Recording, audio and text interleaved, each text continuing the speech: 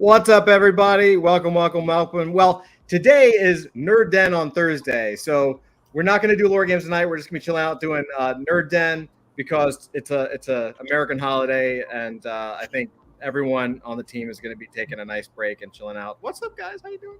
I like Nerd Den better anyway, so. Great to know.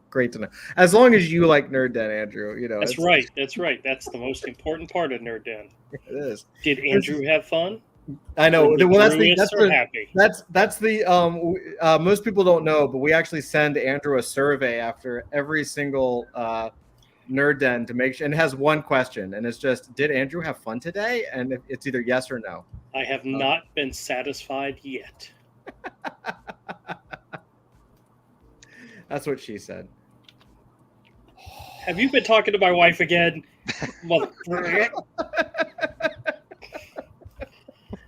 Happy Thursday, everybody. Happy Thursday. I'm a little pissed, Todd. Why?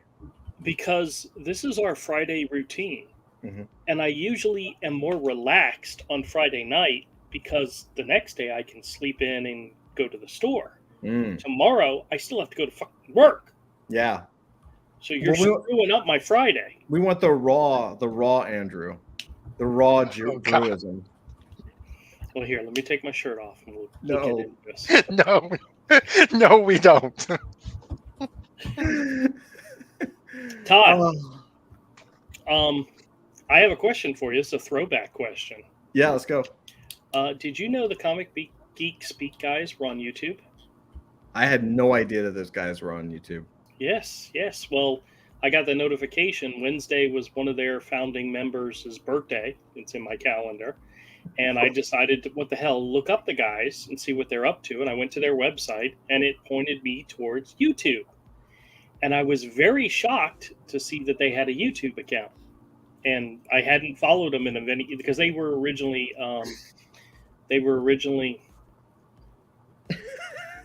KG said we were talking about Raw, and then KG was just like, "Okay, goodbye." Okay. Now Dusty's left. Although, to be fair, I think Dusty's probably putting on his bat mask. No, I'm just losing my shit over here. They were a lot of fun in the podcasting realm, where we listened to them, and they had a really nice community, and we did a lot of stuff with them in the early days. And they were one of the so just for people that don't know, so Comic Geek Speak, I believe they were like the first, if not one of the first, comic podcasts. Like when podcasts were invented and launched by Apple, like they were the very first guys on there. They were very early, and they did. I mean, God, they did. Didn't they do like a show a night or something? I don't remember what their schedule was, but on YouTube they do like once a week, which kind of shocked me. KG says shirtless Drew should never ever happen. That's as they say in the big leagues. That's what's behind the paywall.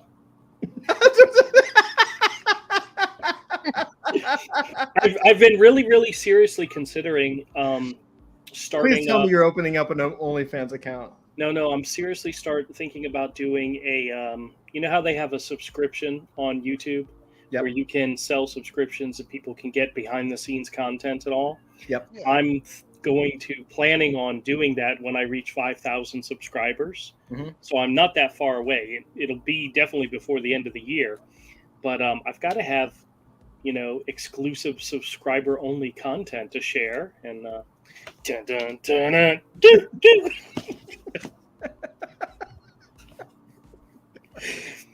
I'm going to try very hard tonight to be good and not let Dusty kick. You're doing a great job. You're doing fine tonight. You're doing fine. KG says, Drew and his OnlyFans, please say no. Well, I'll show you. Like Avery sent this. He found this at Ollie's. He said he might be a little late. He's finishing up a dinner with his mom. But he found this at Ollie's. It's Watchmen Noir and The Flash Unwrapped. I think by Francis Manipul. Oh, okay. Yeah, why the Watchmen Noir looks. Now Watchmen Noir would be Noir? black and white. it would be the entire graphic novel, but in black and white, no colors. And the unwrapped Flash would be the Pencils, original right? pencils. Yes, yes. Yeah. I'm loving those books though. I mean I prefer the obviously I prefer the artist editions. But the anything black and white or in pencil, like the ink, the pen and ink or the pencils, I'm all over, man. Yeah. Obviously. I still need to get the Hush. I have Hush Unwrapped, but I want Hush Noir for the Scott Williams inks. Crazy stuff, man. Absolutely nuts. We had a good time last night. We had Atmos on, and we interviewed a couple of the guys over there. Andrew, you would know Tommy Lee Edwards. Yep. He was awesome. He was great. Good interview and super nice guy. I had Great some show. other things. I had some other things I had to do, but I did chime in just to see what was going on, and it was the other guy who was doing all the talking. So it was like, I'll watch it later and actually hear you talk to him. So, No, it was really good. It was really good stuff, and hopefully we'll reach out to those guys again and do something soon. so what were they promoting? They got a project in the works, or what? They do. They have something called Atmos, which is it's like a they don't call it multimedia. It's cross media.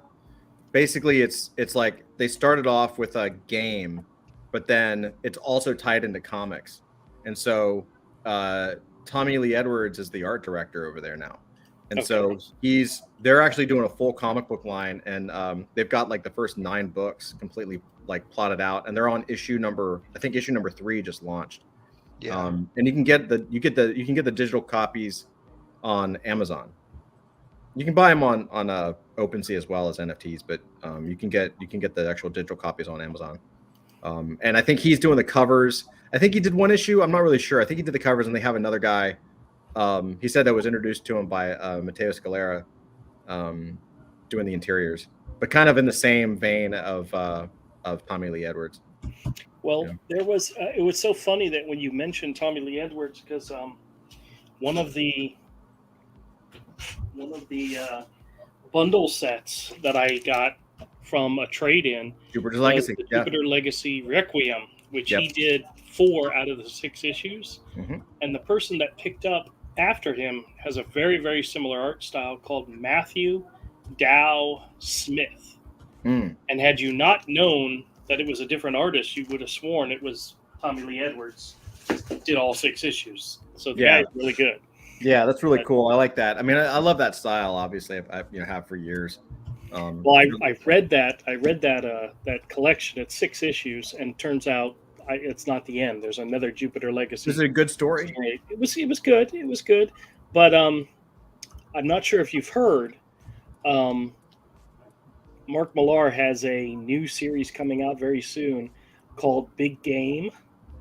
I've heard the name, but I don't know anything about it. Yeah, well, what it is? You ready for this? I'm going to tell you. Can I guess? Can I guess? Go ahead. Because I've heard nothing about this. I've heard the title, but I don't know anything about it. But I know Mark Millar or Miller, whatever you want to call it. I'm going to guess that it is about it's like Kraven the Hunter hunting superheroes. Big Game. Nope. Superpowered. Okay. What's it about? Nope. He's actually combining like all of his properties together into one universe. Oh, cool. Apparently it's already been done. But this is a series that it's a cross title series. Here's the setup. Do you remember when in Wanted, the villains teamed up together, they beat all the heroes and they took over the world? Mm-hmm. Well, then all of a sudden, years later, heroes start popping back up again. And guess who is the first hero that they notice that pops up? No idea. Kick-Ass. Oh, interesting. So they're literally he's literally taking Kick-Ass, Wanted, Jupiter's Legacy, the Magic Order, all of his properties and putting them into one universe. And this book is going to bring them all together, and the stories are going to cross over. Yeah, man, he's smart. I'm excited because we're going to get a new Wanted book. We haven't seen Wanted in forever, and it's the original Wanted storyline, not what they did with the movie. Right. You know, where the people that are in charge, the people that took over, are villains, not assassins. They're super villains. That's awesome. Yeah, he's a very smart motherfucker, and that dude loves comics. Like, but it's Pepe Larraza on art, so I'm looking forward to it. Nope, Larraza. There is an A. It's hidden. It's a hidden A. Just to be clear, Larraza, I do believe translates to the race. I don't know what you're saying. I believe it's a gang. Well, It's a real thing. Yeah, could be. Here in LA, sometimes they scream that out their windows as they're driving by, and they do these weird hand gestures. So you might be onto something. Yeah, it's a real thing. Yeah. It's not an artist. Okay. They're just really passionate about comics, Dusty. They're just really passionate about comics. This one particular artist, yes. Yeah. All right, what's up, Avery? How you doing, man? Oh, what's up, man? Just got home. Awesome. Yeah, I was showing pictures of your the Ollie's haul. Oh, yeah. Oh, yeah. They only had 2 copies of that Watchmen Noir. I grabbed them both because the last time I bought that book, when I got home and opened it, the book had separated from the cover. Oh, really? Like that binding looks. I looked at a review of it. That binding looks serious, man. No, it's all the noir books are cheap. Really? They're all cheap. They will separate. If you look at them a lot, they will separate. Well, you bought 2, so if you have 2 that are good, I'll pick the other one up from you. Yeah, I was if you just want. like, If you want. yeah. Oh, dude, they were $7.99. Are you kidding me? God, dude, it's the Francis Manipool Unwrapped was $7.99. You have a great Ollie's near you, man. Ollie's is the best thing ever. Yeah, I mean, I paid $30, and that was a discount last time I bought Watchmen Noir, and it was fucked up, and I had to take it and get my money back. This time I saw them both. I was like, $7.99 is the only 2 copies they had left, and I was just in there a couple weeks ago when I bought that book for you. Awesome. I know. That's what I'm saying. Like you got the book for me, and then you're back, and you're like, it's unbelievable. I'm jealous, man. I don't have anything. I have a couple of Ollie's. I got to go check them out. Maybe there is one that's good. But, Andrew, you need to go hit Ollie's just in case nobody's cleared them out of those. If they have Watchmen Noir, and stock up on those for your store, dude. That's a $50-$60 book. I was literally there like a week ago. Yeah, but dude, I was there 2 weeks ago, and they got them in and almost sold out. It's like kind of the one benefit of like these companies not being able to sell a book anymore is that we're getting great discounts on the good stuff. Oh yeah, like Watchmen Noir. How does that book not sell out and find its? How does that book like that find its way to? How do you not just discount it to $10 instead of $7? I don't know. Well, it probably also depends on what they are able to purchase it for. Yeah. If they bought it for 50 cents, $7 is more than enough to make a profit. Yeah. Like, true. How do you not like? Watchmen has been an evergreen title for most of our lives. Ever. There's especially, like 1,000 different versions. Yeah, it's an evergreen title, but yet the Watchmen Noir still ended up in Ollie's. It's a black and white version without the color. It's beautiful. I've seen it before. It's a beautiful book. Yeah, that's crazy, man. Yeah, but I hate to say it, but the bulk of people that would probably want to buy that book on this call would want it in color. Yeah. They don't care about the artistry. They don't care about the story. They want it. Do they have a Watchmen Artist Edition? I don't believe so. I'm not sure. I don't think they do, but they might. I would. I would. Man, that'd be freaking amazing. Oh yeah, an artist edition of Dave Gibbons art. Yeah, absolutely. Hey, check this out. I got something to show you. So, I wonder how much of that is actually out there in the wild. Actually, there's something else I wanted to show you guys, but I didn't know today would be the day, so my camera's not set up. I ordered something, but I'll have to show you guys on camera. What is it? You can show it on camera on my show on Saturday night at 8. No, that's you bastard. It's a graphic novel I ordered because I went looking for some stuff, and that What If Electra Live, that What If issue. It's Electra Lives before Electra Lives, because it's written and drawn by Frank Miller. So I ordered that, and I was looking for some more stuff to order from the same guy because shipping costs so much. I was like, I might as well buy some other shit. I found a graphic novel that I was unaware of. Doctor Ooh. Strange graphic novel, written by J.D. Demantis. J. Demantis. The art is like painted watercolor by Dan Green. Really? Yeah, Dan it's called Green. it's called Shambhala. I don't think I've ever heard of this. Yeah, and I bought some other graphic novel that's watercolored by somebody on top of Gene Colan's pencils Oh shit. of some sci-fi novel adaptation. Here, Honestly, yeah. I think I've heard of that one before, but I don't think I've ever seen it. I mean, held it. Read it. Yeah. that's pretty cool. I got a sneak peek for you guys. Okay.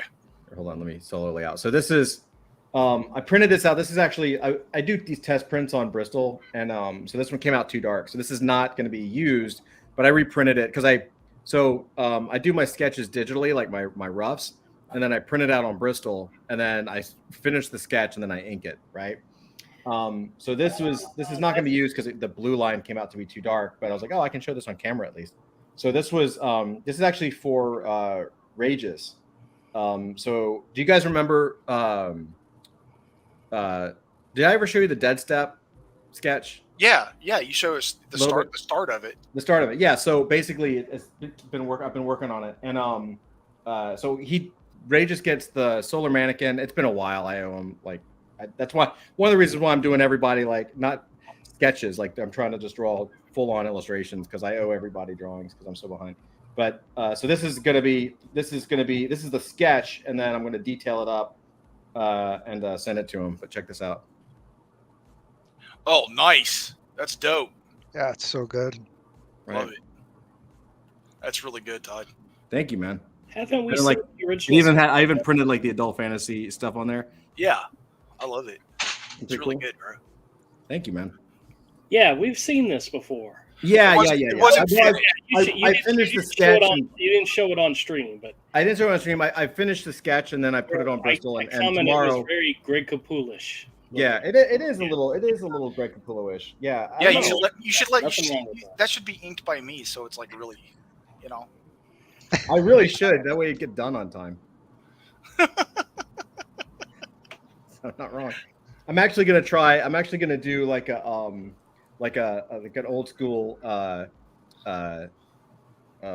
Jason Pearson, you know what I mean? Like that. yeah, Okay. like try to do a little get some Carl story in there, see what's up. But I would have emphasized the Greg Capullo if I inked it.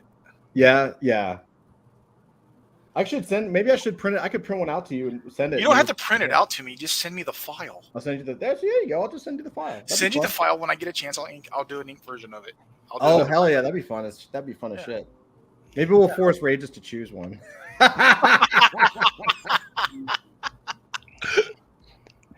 That Doctor Strange Shambhala was one of the original Marvel graphic novel lines. Yeah, that's awesome. Those books were fantastic. Yeah, and I found another one. I forgot what it was called by DC that has a Bill Sienkiewicz cover in the interior. It's adaptation to some sci-fi novel this guy did, and it's Gene Colan pencils that somebody else watercolored. Yeah, Gene Colan is a master, so yeah. I can't imagine that it's gonna look bad. Oh, it looks pretty. Oh wait, it's probably in my email. Oh, there you go. My confirmation. Andrew, have you gotten while Avery's looking at this? Have you gotten anything good lately? New books? I'm not sure. Maybe. Oh, Robert Silverberg, Nightwings, DC Comics graphic novel. That was it. Nightwing's graphic novel. I don't even know what that is.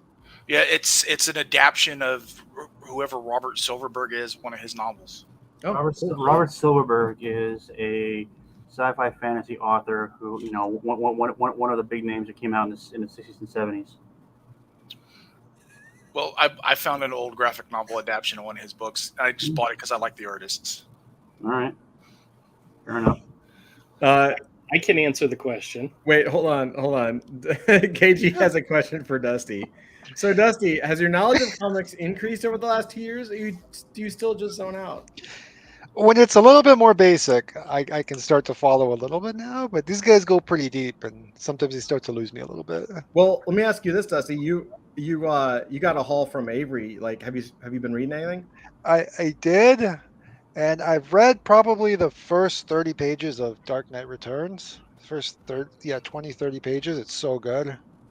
I'm going to do a lot of reading this weekend. You digging it so far? It's so good, yeah. Yeah, It's one of my favorite books. Yeah, he's a master of like being able to just suck you into the world and put you in the scene. Yeah. That Batman Year One that he did with David Mazzucchelli and Born Again that he did with David Mazzucchelli are like 3 of my absolute favorite books. Yeah.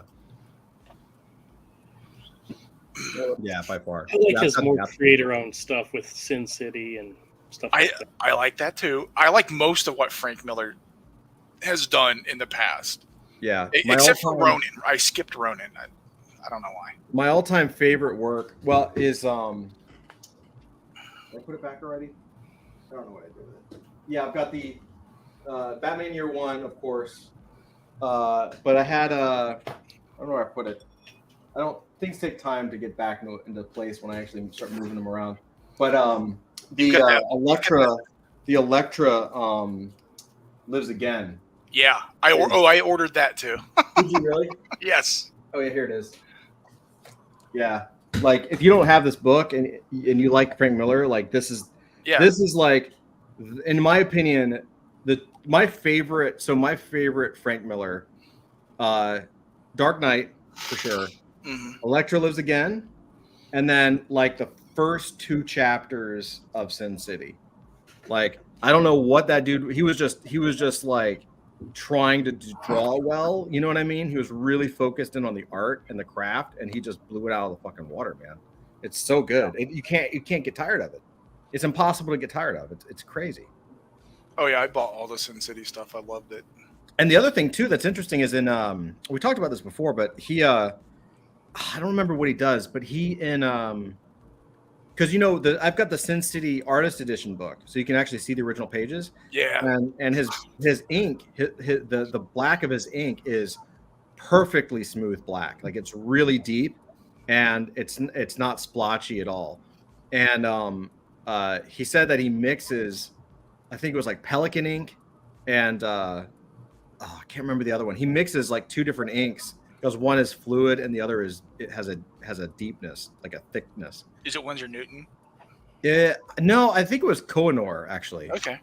Like Kohinoor had the looseness, and then the Pelican had the deepness. I gotta go back again, and I don't want to misquote, but yeah, but yeah, like, so I'm kind of on the hunt. I might like cheat and go get some of that and kind of mix it up because man. Like, talk about incredible.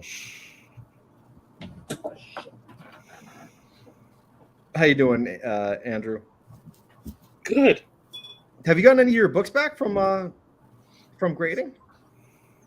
That would require me to actually have sent them off, which hasn't happened yet. Okay. Yeah, I keep getting wishy-washy on which ones I want to send first. Mm-hmm. Because I have some that I'm going to get graded specifically for not the store, mm-hmm. and then others for the store.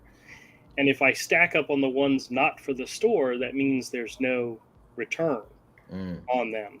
I kind of need to spread it out a little bit. But then again, there's things I want graded just for me, and then there's things I want graded for certain people, and then there's things I want graded for the store. And you have to prioritize. Yeah. I'm bad at that. There actually was some good, really cool news, like adult fantasy stuff.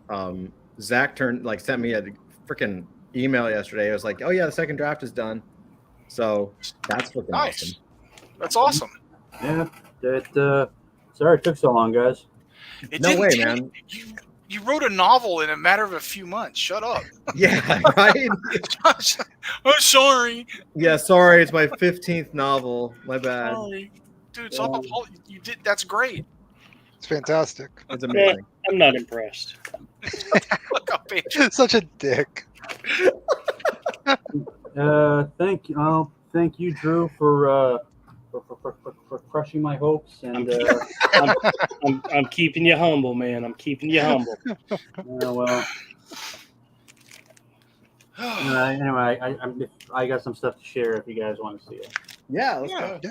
All right. Well, I already showed. I actually got 4 things I want to share. One of them is comic book related. The others are just more general geeky awesomeness. Mhm. So, starting the cam. Yo. What's up? So I already showed you guys this. Yep. It's like So- Ron DeSantis breaking the internet. Yeah. No. So this is supposed to be Richard the Lionheart from. It's a model from Warlord Games. Uh-huh. So I'm getting back into wargaming. That's awesome. Did you painted that yourself? Yes, I painted this myself. That's awesome, man. Yeah, I like the way it came out. Is that like a pewter piece or is it like No, a this is plastic plastic. piece? I actually prefer plastic minis because they're actually easier to paint. Because pewter, you gotta prime it and it gets bent and so forth. And this is the game it goes with. Oh snap! Hail Hail. Caesar. Oh, that's cool. Yep. And let me just find it's a bunch of good pages. And so yeah, I mean, basically, and nowadays, if you're talking about wargaming, you're basically talking about Warhammer 40K because Right. Oh Games shit. Workshop Look is at like one of the first. Is really the only one of these companies that actually run like a business. that. Warhammer. Well, Warhammer's been around forever, right? Yeah, but what happened was that like they nearly went bankrupt a couple of times, and they got taken over by a bunch of MBA types. Well, no, actually, no, I shouldn't say that. The people they got taken over by people who actually knew what they were doing, and they're very good at promoting their IP. They branched out into video games. They're ridiculous. The miniatures are really, really overpriced, and people always complain about it. But the fact is that when it comes to wargaming, they're pretty much like 80-90% of the market. And it's fun. I mean, they've got a great lore. I'm just not a big fan of Grimdark. I find that stuff just really depressing. I mean, I'll play it because it's really because like it's really that, or maybe play like once or twice a year. Mm-hmm. But I find Grimdark to be just like grim and boring. Grim and dark. Yeah, pretty much. Oh, but which would probably explain why I got this. Here, you want to pop it out? Oh shit! Wait. Oh, is that Death Dealer, yo? Yeah. But it's actually But check out the author. I don't know if you can see it or not, but Simon Bisley is the artist. Frank Frazetta and Glenn Danzig. Glenn Danzig wrote it. Nice. And well, actually, according to the guy at the store, there's like this new place open like in a town near me. Is that new? I think so. Yeah. Apparently, he said that the it was actually it might have been done by Frank Frazetta's daughter. Yes. Apparently she's getting in. Apparently she's like an artist too, and she's actually really, really good. I don't know. I don't think so though. I think this is a. Oh, that's great. Yeah, I don't know. Yes, it's Simon Bisley, and the cover painting is a Frazetta painting. So that's the second thing I got to show you. I haven't read it yet. The third thing, the final thing, and oh, look at that! I love how you're going classic vinyl, dude. well, I've actually got a really large collection. Look at those guys. They're so boss. Yeah, well, it's the '70s. They could get away with white guys could get away with wearing kimonos back then. Not that I recommend it because kimonos are actually a pain in the ass to put on. Do tell. All I know is what my sister told me, and she wore it once. Okay. Yeah, I can imagine. It's pretty like constrictive. I mean, the whole. Yeah, no. I mean, what you see in like what geishas wear and what you see like around nowadays.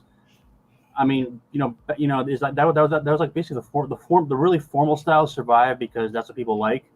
But I think during like before Japan westernized, there were like some more simpler versions that regular people actually wore that didn't require assistance to get put on. Mm-hmm. But and of course when they're out in the field they were just wearing like civil clothes because a kimono is like a pain in the neck to clean. I mean it's like, but anyway, yeah. So that's it. I mean nothing comic book related. I'm just so you know, I'm probably going to be publishing a new novel, self-publishing a new novel, either by the end of June or the middle of July. Nice. It's actually a novel that I started writing 12 years ago, 13 years ago. Oh shit! How long? How many pages is it? Well, I don't know how many pages it is, but it's like 250,000 words, so it's a bit of a beast. Jeez! Wow. So I've already edited it once. I got to copy edit it again. Then I want to like really tart it up so that it looks good. And yeah, I'll put it out there. That's wicked, man. Yeah. Golly, dude. Like, yeah. Well, congratulations. You're brightening up a storm. I love it, man. Yeah. Well, unfortunately, now if I could only write something that would actually sell, my day will be made. But we're working on it. We'll take. Well, but like I said, you know, all I need are 1,000 super fans, and I can live. No, man. I think that's one of the things that I like about blockchain and Web3, and we talk about it a lot. But you know, it's such an opportunity for creators and people who to actually find a true audience. You know, like everything's been getting more decentralized and more decentralized before decentralization, right? Like you look at Kickstarter and Indiegogo and the ability to like raise capital and raise funds on your own and on your own terms and build your own audience. And it's getting more and more and more self-custody and self-ownership and self-control. And so, yeah, I mean, the 1,000 fans article that came out in 2010, I think. It's a classic article. The TLDR of it is that this guy did a little bit of basic math and realized that if you were, and he was targeting bands because that's all they're talking about, like CDs back then and like apparel and merch.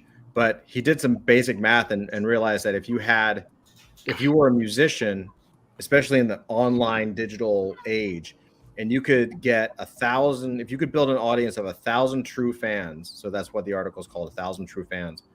If you could build an audience of 1,000 true fans who basically just bought your stuff, meaning they were really real fans, like you release an album, they buy it, you release merchandise like T-shirts and posters, or whatever, and they would buy it. Like if you grew your audience to just 1,000 people who were really passionate about what you make, you as an artist could most likely make like low six figures. Like you would be in the 6-figure range, which is for most of the world a very good living, like a pretty good like middle class, upper middle class living. And so at least here in the States too. So that article is credited. I mean, I read it when it came out, and it was. I mean, everybody in the tech scene at the time was talking about it, and that article is credited with inspiring. What's his name? Perry Chen from Kickstarter. He read it and was like, well, what if we could build a website that did that? And that was Kickstarter, and then Indiegogo as well, different company, different founder, but it kind of inspired the whole crowdfunding movement and the whole, now everything you have now with like Coffee and Patreon and Subscribestar and all the other things that are out there, OnlyFans, Andrew, it's all really from that initial article. It's pretty crazy how like one article can change a whole, like, it's kind of start a movement, Yeah. Avery, if you missed it, Andrew was telling us that he's starting an OnlyFans channel to support his scam channel, and he's gonna like take his shirt off apparently in the for the bonus content area. That is not what I said I was going to do. No, that's right. It was the YouTube subscriber plus thing. But the taking off the shirt part still counts. Yeah. Please don't. All right, I will keep that as a you guys only thing. Okay. Oh, good. I still wouldn't join. I'd find the leak page. Dragnet tier.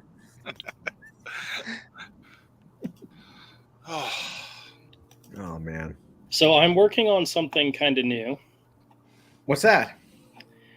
I am working on creating a calendar schedule of getting stuff done for the purpose of getting stuff done. And I'm going to try very hard to stick to it. That's wicked. What okay, so now you got me curious. Like what how are you like setting it up, and like how are you planning it out? Because you're doing like breakdowns, layouts, pencils, inks, Well, letters. How are you setting it up? so the conversation I had with my wife, I told her, I said, on a really good night, I can get 3, 4, 5 days worth of videos from my scam channel done and posted and scheduled.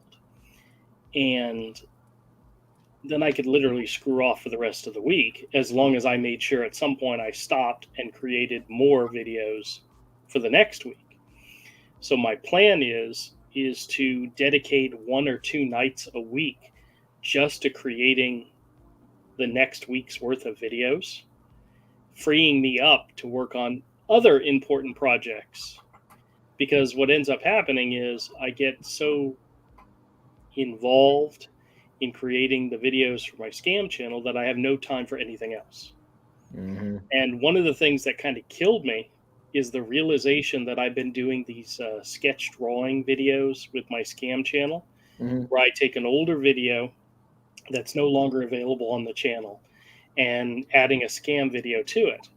And what I realized is that I'm taking an older video that nobody can see, I'm reusing it on the scam channel, but I'm not using it anyplace else. So what I've been doing over the last 2 nights is taking those drawing videos and actually re-editing them and putting them on the actual Misfit Corner Comics channel.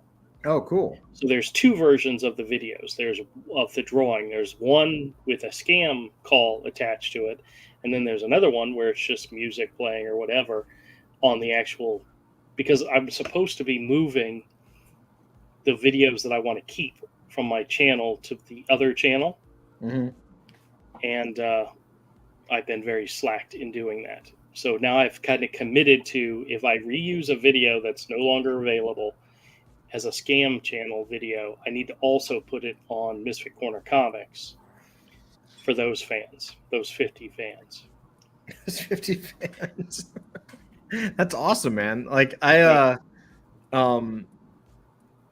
glad to hear that. So I'm just curious, like how many, so those pages is for comics too, or just for What? Like this new schedule? Mm-hmm. The schedule is for you to compress your time so that you can do other things. It's more or less to dedicate times to working on projects. Okay. Because what ends up happening is Monday night, I'll make a video for Tuesday for the scam channel. By the time I'm done with all that, I'm exhausted. It's time to go to bed. Yeah. Tuesday, I'm making a video for Wednesday. Wednesday, I'm making a video for Thursday. Thursday, I'm screwing around with you guys. So Wednesday, I got to make a Thursday and a Friday video in order to get ahead enough so that I can actually spend time with you guys on Thursday and Fridays, and then have do my own live stream on Saturdays. Right. What I realized, though, if I dedicate 1 or 2 nights, I can get a whole week's worth of videos done, and then I can actually get other projects worked on and done during the rest of the week. So you're going to be working on Hero? Yes. Yeah. I've already gone back and started working on finishing up the lettering on some pages and doing, yes. It's about damn time. Yeah, I know. I meant to bring this all up before Avery joined. That way you didn't have to harass me. But... You didn't. He's like, Avery's going to give me shit. Well, that's so my sad, job. What's so sad is I actually started this project by going back to page 1. I had already lettered like the first 50 pages or so, re-lettered the first 50 pages or so. Uh-huh. But I went back to page 1 just to make sure there wasn't something I missed, and I literally found something on page 2 that I had to change. Okay. And make better. Now, wait. So this changing and making better, is it a lettering change or is it an art change? Both. Oh, Jesus. Okay. No, well, with page 2, I had added. All right, let me explain this. Wait. I don't think you have wait. anybody watching right now. Nobody cares, right? Everybody cares. The whole planet is watching. Yes. Like, so So, okay, so because people may not know, Avery, I need Yes. you. I Yes. need your backup here. How many times was it? Was it Cornerstone? Which was the volume that he drew like an entire volume and then redrew the entire volume? That was Cornerstone, Volume 1, Issue 1. Did an Yeah, how many entire times? 22 pages and then said, I don't like this, and started all over again. Yeah, how many times did you draw it? 3 times. 3 times. By the way, well, the first like 10 pages I did 3 times, but the entire story I redid it a second time. It's like multiples. By the way, what's up, Kyle? Kyle says, hello, whole planet here. We do care. See? Yes. The people who show up for these streams regularly care, Andrew. Yes, Yeah. They care about you, Andrew. You've become an idol. You're a teen sensation. Well, as I was going to explain. Team sensation. Oh, as I God. was going to explain, when I originally did the first book of Hero, it was all black and white with some gray tones. And one of the things I did in order to make the characters stand out on the background, because it's black and white, was I would add what we call in drawing a stroke. It's a Photoshop term, which adds a white line around the character. And it was useful in the first version of Hero because black and white character on a black and white background had to stand out, had to be separate from the background. Well, I started using the stroke everywhere.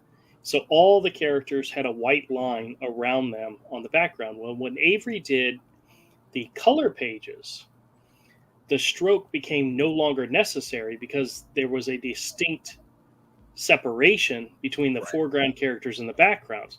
The way he did it is very much like animation. The foreground characters were colored to be almost like cells, and the backgrounds were like painted. So when color held. Right, color held. So when I decided to redo some of the pages in grayscale again, converting what he had done in color into gray tones, so it kind of looks like gray washes and so forth in the background.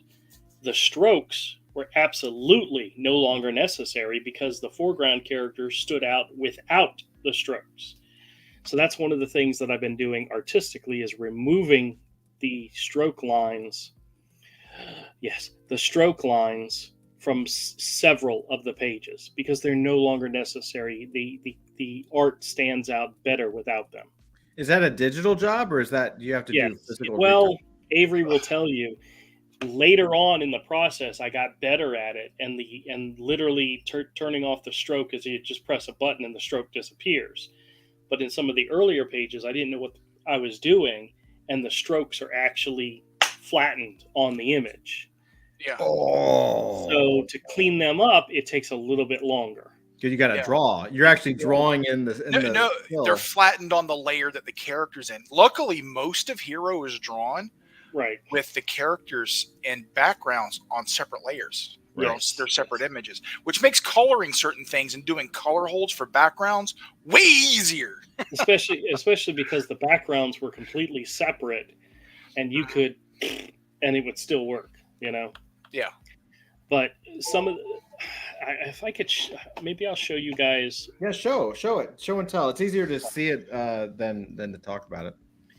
I want to see if I can find like an original version of a page. Just don't redraw anything, so it has to be recolored. Well, no, there's a few characters that are getting modified or redrawn. There were 3 characters that I wanted to redraw. I've decided only 2 of them are going to actually happen, and one of them it's literally one panel. So I'm limiting myself to a few very small things that I want to change, because I introduced some characters in book 1 that I want to bring back in book 4, but they don't work in the form that I drew them in. Because I drew them looking like real wolves, and they need to be more like humanoid wolves. Hey, KG says he's got to run. KG, thanks for stopping by. You have a good holiday weekend too, man. Later, Peace KG. Easter as always, Like dude. KG. It's gonna be a good weekend. So Andrew, how many pages do you have of the graphic novel mostly finished? What? How many pages of the graphic novel do you have mostly finished? As of right this second, to where I'm satisfied, 5. Out of how many pages that you're not satisfied with? Well, the main story is 150 pages, plus there were 2 backups, so it's about 165 pages of story and art. So you're gonna redraw the whole book? I'm not going to redraw the whole book. I had gotten done with lettering almost like page 55, and then I decided to stop and take a 2-year break, and now I'm getting back to it. Well, I'm excited, man. I'm glad you're popping back into it. Well, all that other stuff is colored, except for those backup stories. I colored all that other. And there will be a color edition at some point in time. It's just not happening right now. So it'll happen in the future, but it's not happening right now. Right now, I'm making it the best black and white grayscale book I can, but there will be a color edition sometime in the future. And Avery knocked the shit out of it, knocked it out of the park in the majority of the pages. So I can't wait to make that deluxe, super deluxe edition in the future. But it's not happening right now. Yeah, the cost to do it is just too much. It is. It's a lot. You know, there was a weighing challenge. It was, how can I publish this and keep the cost low enough to where I can sell it? Mm-hmm. And in full color, the size of the book just wasn't going to happen. No, you need about 8-9 grand, 8 to 10 grand. Yeah. Are we going to do NFTs? So I'm working right now on producing the new edition of the black and white book, and I want to show you this page. I had a shit. Where is it? That's not it. All right, when I find it, I'll show it to you guys. Okay, no worries. Let me see. I might have it. Because I think what happened is when I got the pages, the color pages back from Avery, I removed my original colored pages. I do have one here. It says original files, but that's not it. That's book 3. Oh well. You guys keep talking. Say something important. You know, we could launch this as a digital collectible with accompanying physical. All right, let's see here. Large. He just ignores us. I don't understand why. You know, we're trying to help. We're just trying to help. I know exactly why. He's just not even listening to us. Just know how it just shows you how important you are, right? All right. I'm almost there. See, I've got 3 versions of the page I'm going to show you, and it'll make sense in a minute. No.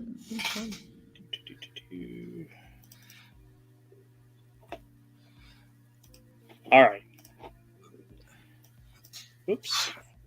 I think Todd needs to do a sketchbook with all his concept art he's done for the cards. Oh shit! That's a good idea. I know you mentioned that before. That's not a bad idea. It's a great idea. Do all we right, all have enough material to do sketchbooks of our original shit, of original drawings and paintings? All right, I'm sharing with you. They could even be, do them in volumes like comic size, like we used to buy those Bisley sketchbooks that were like that. Todd. Mm-hmm. Hold on, I'm getting there. Uh-huh. All right. Oh, so this was the original published page 1. Mm-hmm. And Avery did a color version of this and just made it gorgeous. Yeah. And I redid it with turning the colors into gray tones, so it looks more like this. And Okay. one of the things I did is that in the original drawing, this area right here was all trees or leaves, and he colored it to where it looks like clouds. Oh yeah. But see, in none of all the other areas where there's clouds, there's no black outline. So when I redid it in grayscale, I just removed the black lines. So it makes it look like there's room in between. Yeah. So it was a mistake that worked, and that happens a lot. Yeah. The only thing, Because that didn't look like clouds when I was coloring it. Well, it was Because it looks supposed to be trees. It was, But supposed to be trees. it looks so separate. It looks like clouds. I know, Yeah. I know this because I the suck. only thing I would be careful of, and I'm sure it also could be the screen. Hey, what's up, carrots? Nerds! Didn't realize it was a holiday down in Canada's pants this weekend. Pants. Yeah. We're doing a nerd den on Thursday because we got the weekend. So welcome. But yeah, Andrew, the only thing that I would be careful of, what you might want to try is if you took this image and actually added it to that new grayscale as an overlay and either multiplied it or dropped the opacity, that way the black sits a little deeper.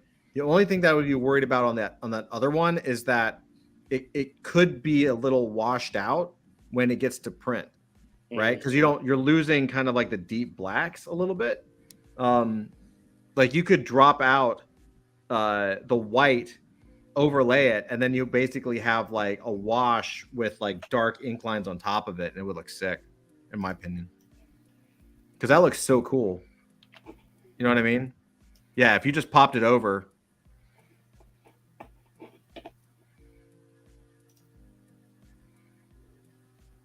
If you drag and drop it, it'll be the same size. Oh, really? Yeah. I don't think I've ever done that before. How do you do that? Pull it out into a separate window. Just the whole tab. No, just the whole tab. The actual tab. Yep. Just drag that out. It'll pop out.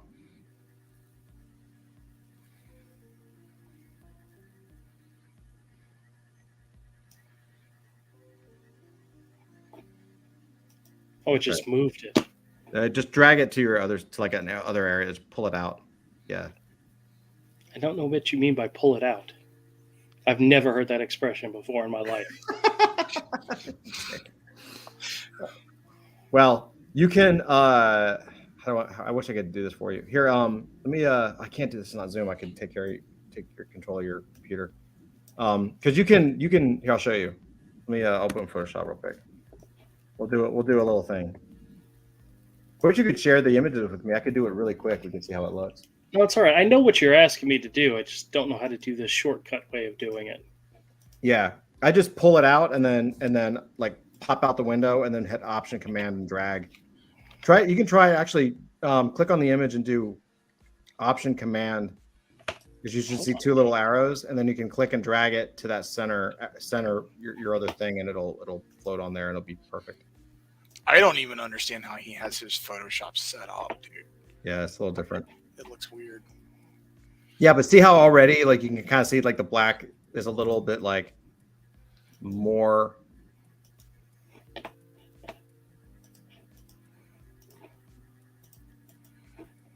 Because then you have the ink line, and then yeah, you could just do either. I don't know what the setting would be, like multiply or multiply, yeah, or if you just dropped out. Multiply. Yeah. Carrot says, Avery, my son wants to know why Alga is so well endowed. Alga? Who's Alga? I don't know what this means. I don't know either.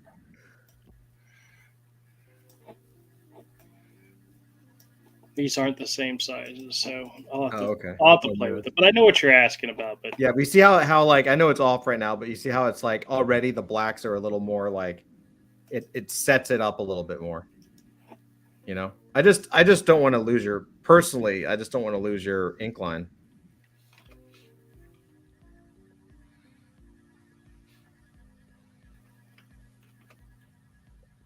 Right, because that has like you can see all the detail. Yeah, I may play with it some. My 2 cents.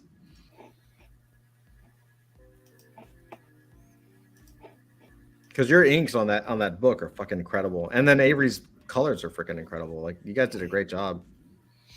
Well, you want to see the thing I changed about page 2? Oh, hold on. Carrot says a $3,000 stretch goal for Raid of the White Leopard is an Alga poster. Oh, Why is Alga so well endowed, Avery? okay, yeah, that poster he had. Okay, gotcha. Is it just say genetics? Yeah. No, okay. There's a poster that he's adding as a stretch goal that everybody gets like this little print, and it's the Viking girl, and she has huge boobs. Whoever drew it, the artist that drew it, it has huge boobs. They went overboard. Yeah, gigantic. Yeah, they went way overboard. Gigantic. But genetics works. Carrot says. Can you show us said image? It's on Twitter somewhere. Let me go to my Twitter. Let me see if I can find it. I can't remember who drew it. Guys, I've been stuck indoors all day wrenching on WordPress sites, all right? So I'm a little... Yeah, it's all right. Cartoon boobies is okay. I know Edwin's post, the writer, because the writer is who's running is the guy who's running the campaign.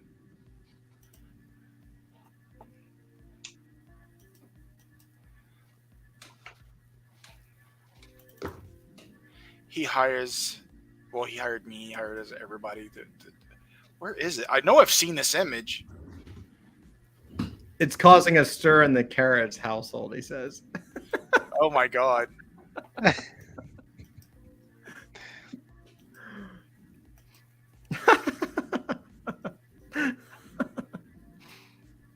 Oh, that looks so good, man. All right, so this was the original page 2 after I converted the color to grayscale. And what annoyed me is that I drew the stroke around the character's body. It literally, the only person that would ever notice that is you. So I had to go in and remove the stroke from right here and from right here, so it looks like this. Oh yeah. So the stroke highlights goes her around the whole standing thing, in front of right. standing in front of the sun, not the stroke. Yeah, I'm the only one that would care about that. Yeah. But that's why I had to fix it. That looks so good, dude. Yeah, he did good.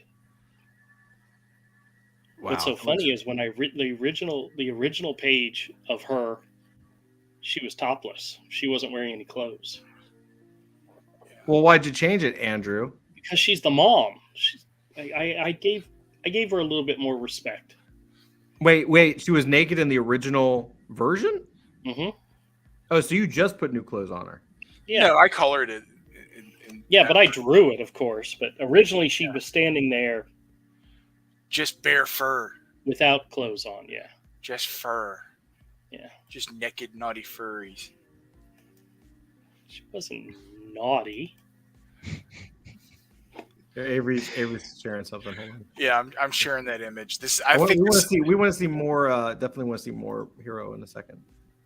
Oh, and like this character's like she's barely in the book. Like this is two. It's like she's got 2 eggs. Yeah, in her yeah. chest. It's insane. That I gotta say, in real life, that woman would have some real back problems. Yeah.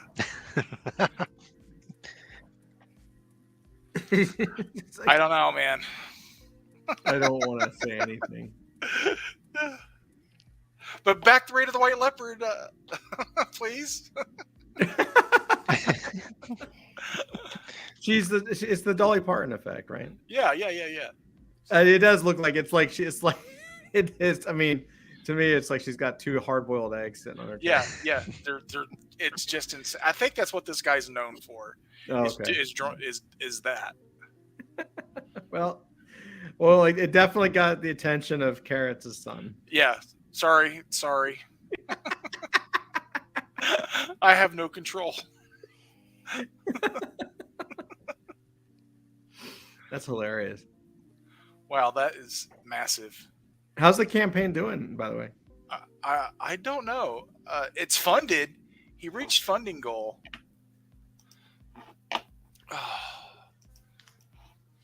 Oh man, that's hilarious. I know.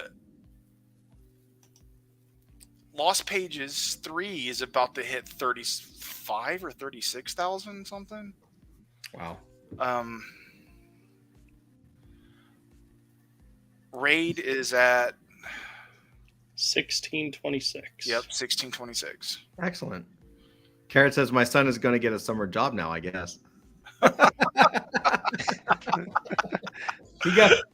He's found his calling. Yeah. He's found his calling. Oh man. That's hilarious. Oh man. Oh, so anything else going on in the world of comics or nerddom? I mean, I know everybody's like, you know, none of us have watched any movies in a minute, and there's not much on TV. So, like, I'm busy making our own entertainment. So Yeah. Okay, Lost Pages 3 is at 36,000. Well, that's excellent. Well, here's a minor thing. If you have Paramount Plus, Dungeons and Dragons: Honor Among Thieves is now available there. Oh, cool! Is it good? I thought so. I mean, I'm. That's the new movie, right? Yeah, the one that came out. I don't know. Did it flop, or was it a flop, or was it a hit? I heard it was really good. good. I think it did well. All right. Well, the fact is that it's not. You know, I remember when I was a kid, when I was a wee lad. You know, movie would come out in the theater. It'd run for like however long it would run. I remember The Matrix was there for like 4 or 5 months, and then you'd have to wait a year before it came out. Then you have to wait a year, and then it would come out. Then it would come out on HBO, and then it would come out on home video. I mean, but now that movie came out like 2 months ago. I feel like it just left the theaters, didn't it? It did, yeah. They're really moving them now. Well, I guess that's still in some theaters, I think. Yeah. Movies hit the streaming services really quick now. Yeah.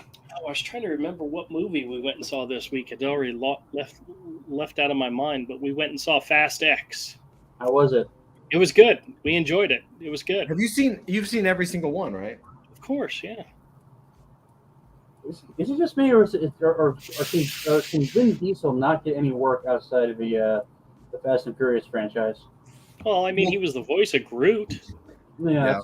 So technically, he's in the Marvel I think universe. he makes so much money from those Fast and Furious movies. Yeah. And doing Groot, he doesn't give a fuck.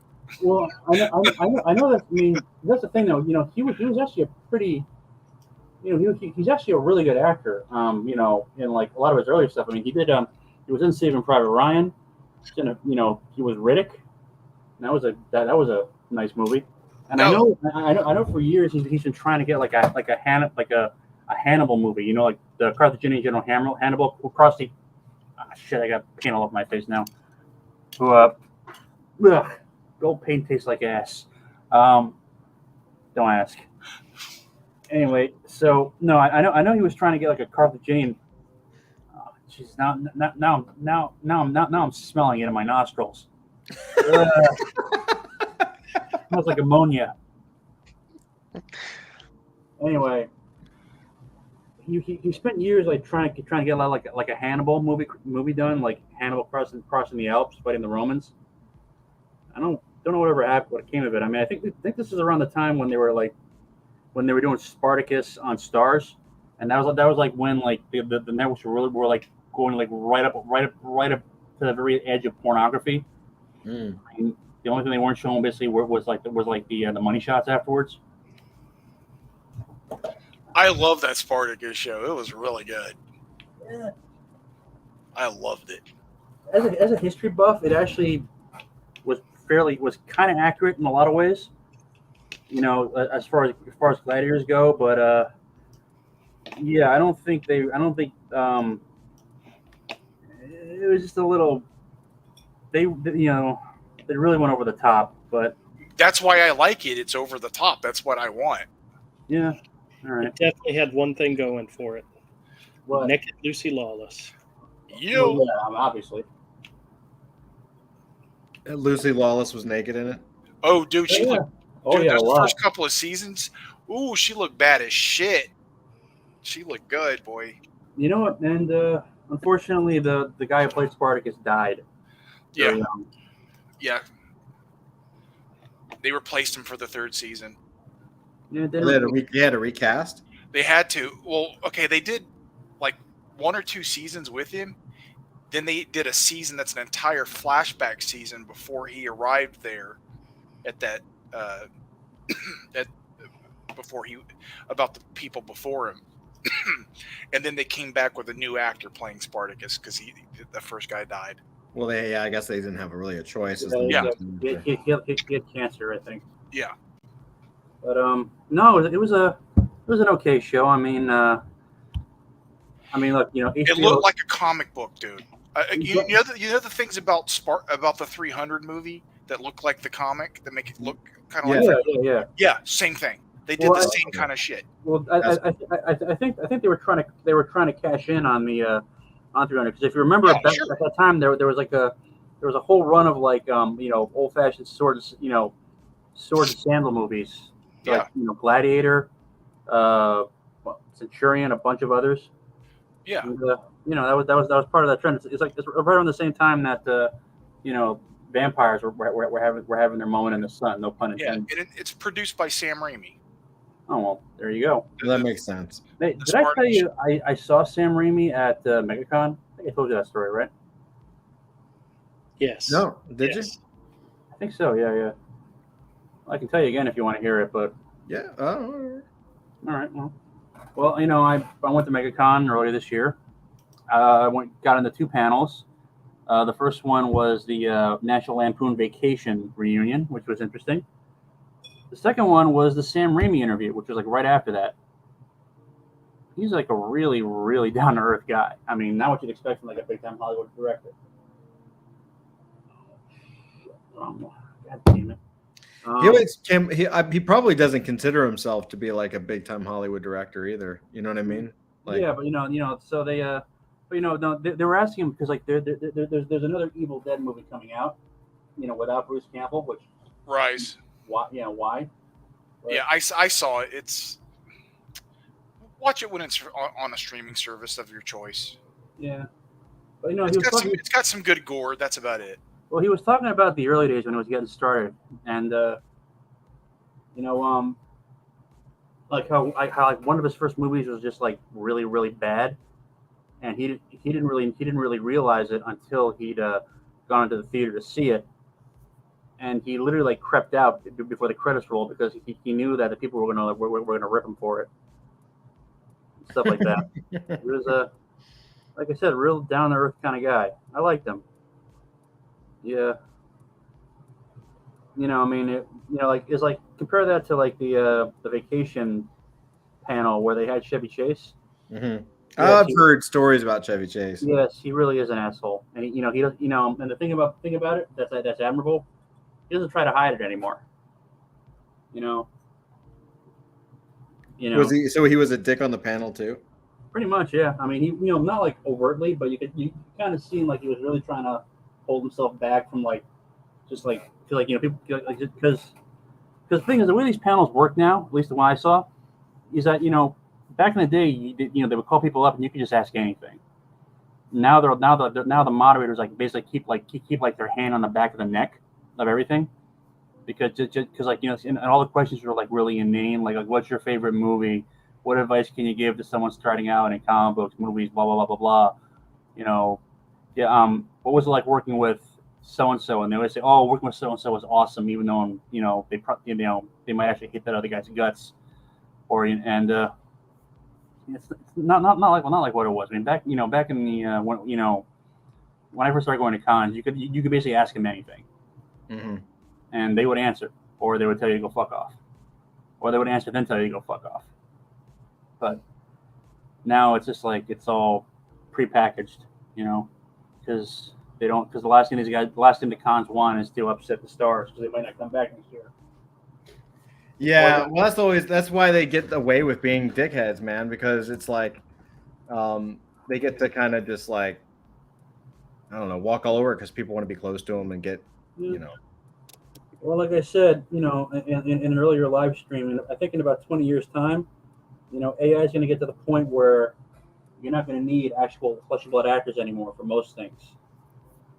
So, Well, yeah, I'm actually kind of excited to see what they do with like AI actor movies. Like we'll get like a young Brad Pitt or something.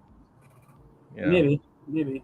But like I said, I mean, I think what you might end up with is you're not going to see any more new movie stars because because all the old movie stars, pretty much anyone who's ever acted in a movie anywhere will be preserved in a database. Well, their likeness and their voice. So, like I said, for example, if you wanted to do an action adventure romantic comedy starring a young Harrison Ford as the male lead, and Audrey Hepburn as the female lead, and I don't know, Humphrey Bogart as either the bad guy or father of the bride, you can pull it off. It's gonna be really interesting, man. I'm gonna be really. But it's gonna suck though if you're someone who if you're someone who makes a living in meat space in that industry.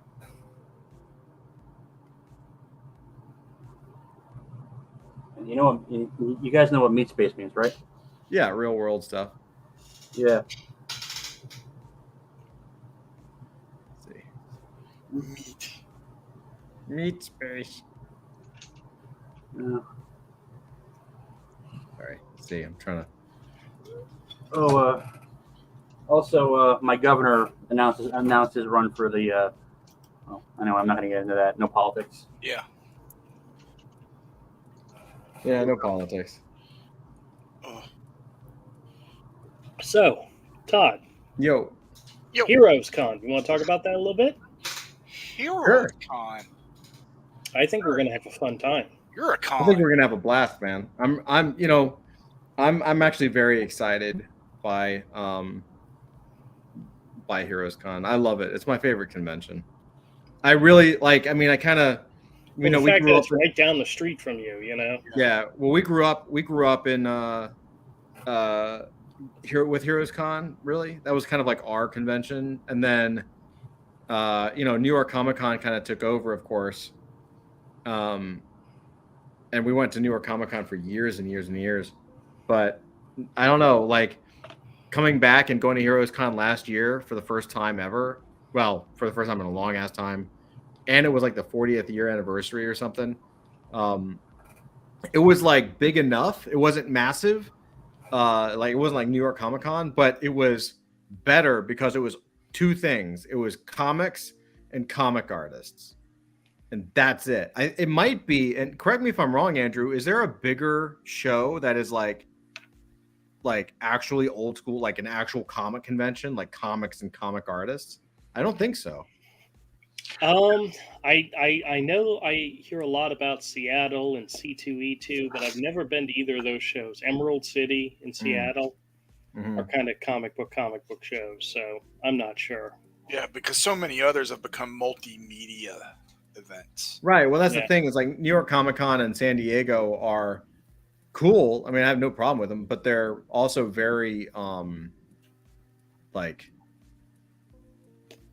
I don't know, how do you say it? Like they're just more conglomerate corporate. Hollywood has taken them over. Hollywood took it over. They're basically launch pads for like upcoming movies and TV shows, and comic books are kind of like an afterthought. Yeah.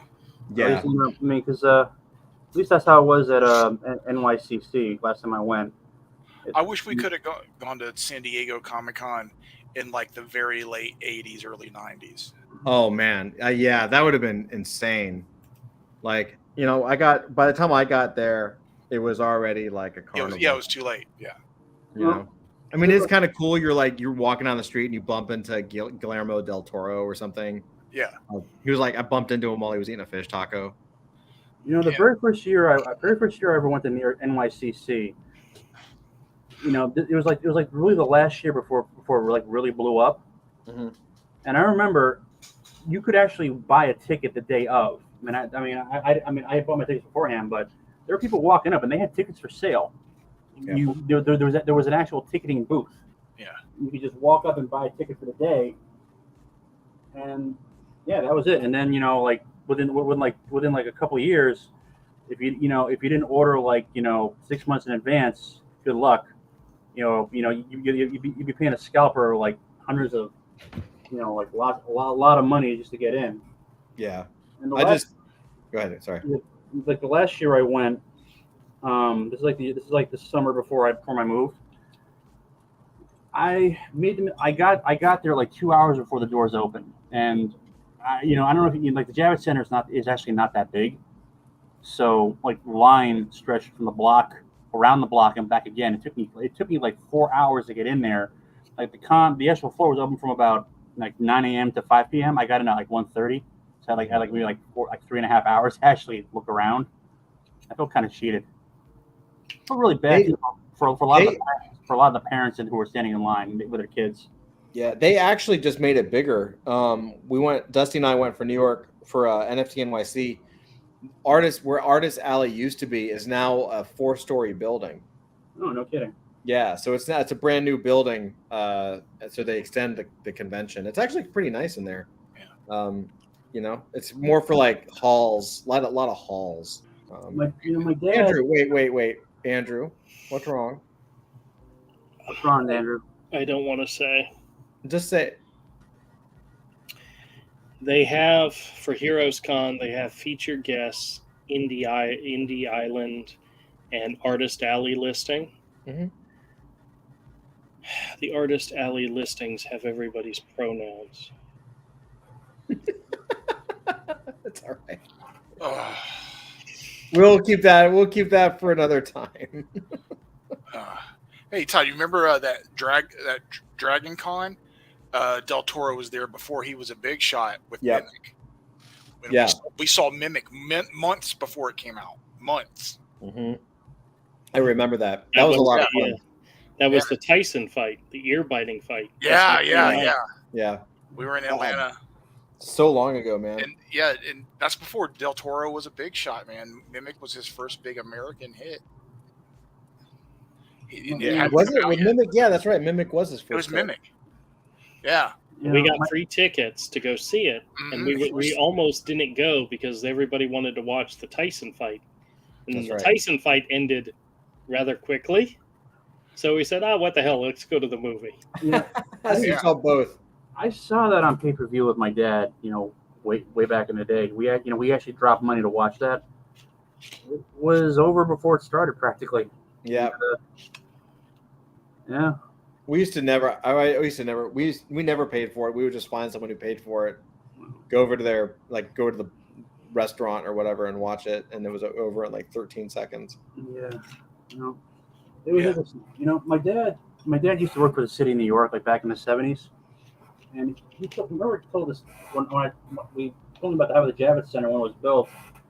Like the people who built it were like completely mobbed up. I mean, it was like nothing but honest, nothing but like wise guys there all the time. And which might explain why it's such a dump. At least it was when I was there. I guess they fixed it since then. Yeah, they've been fixing it up. It's looking nice. It's starting to look nice now. Because it was falling apart they would have Comic-Con and they would have in the ceiling, they would have tarps hanging down to catch rainwater and then like tubes that would flow down so it could push the rainwater out. And and this is like a major convention in New York City. You're like, it's the only convention spot in the entire place. And you're like, man, these guys are making a killing. Like, fix your freaking roof, losers. What they started to do, at least when I was there, is they reserved the Javits Center for for the floor show, for the trade show, for the basically the merch show, Artist Alley, and the smaller panels. Yeah. And if you want to get into the really big stuff, you have to go 3 or 4 blocks west, I think.